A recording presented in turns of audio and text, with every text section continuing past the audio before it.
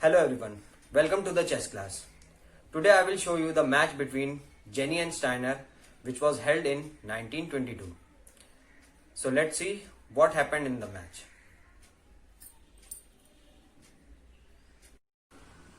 So in the match between Steiner and Jenny in 1922, Jenny took white pieces and Steiner took black pieces.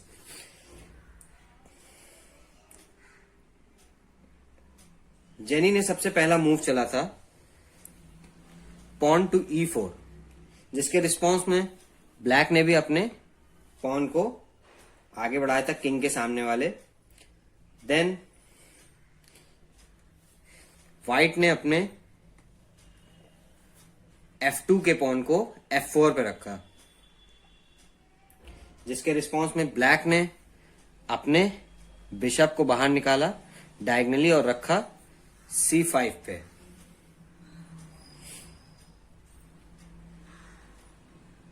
Now the next move, G1 वाले night को F3 पे रखा और इस pawn पे attack किया, जिसके रिस्पॉन्स में ब्लैक ने अपने क्वीन के सामने वाले पॉन को एक स्टेप आगे बढ़ाया. Now, white moves his bishop and put it on C4, जिसके रिस्पॉन्स में ब्लैक ने अपने नाइट को बाहर निकाला और रखा C6 पे. Then Jenny took his pawn to D3 and Steiner put his bishop on G4,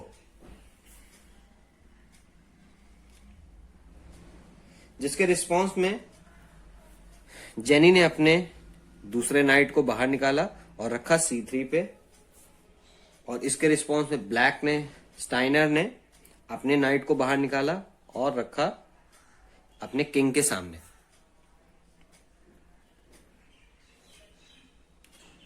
Then Jenny took his knight with his bishop और जेनी ने स्टाइनर को चेक दिया.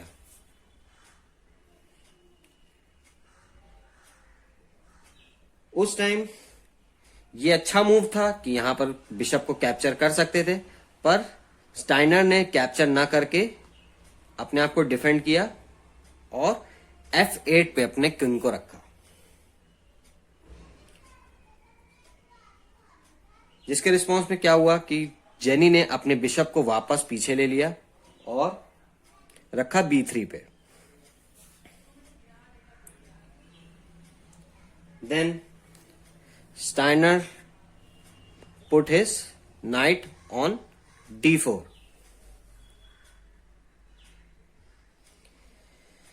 यहां पर इजीली कैप्चर हो रहा है बिशप नाइट, तो व्हाइट नाइट ने ब्लैक नाइट को इजीली कैप्चर कर लिया.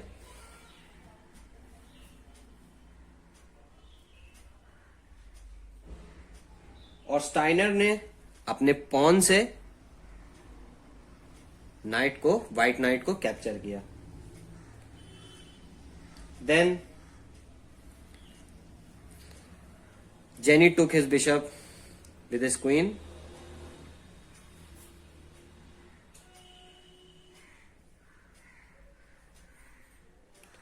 और स्टाइनर ने अपने ब्लैक पॉन से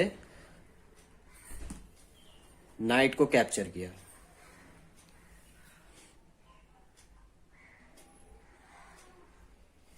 जिसके रिस्पॉन्स में क्या हुआ कि जेनी ने अपने क्वीन को रखा E6 पे.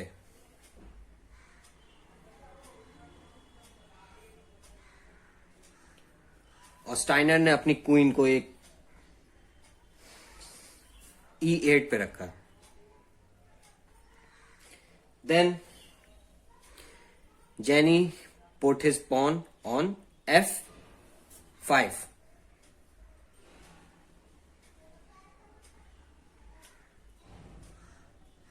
जिसके रिस्पॉन्स में स्टाइनर ने अपने बिशप को एक स्टेप आगे रखा और D4 पे रखा। Now Jenny put his pawn on F6 and attack on the knight.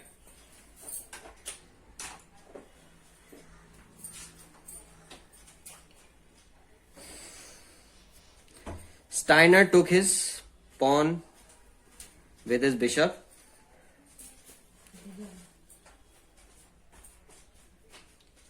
जिसके रिस्पॉन्स में क्या हुआ कि व्हाइट क्वीन ने बिशप को कैप्चर कर लिया और किंग को चेक दिया।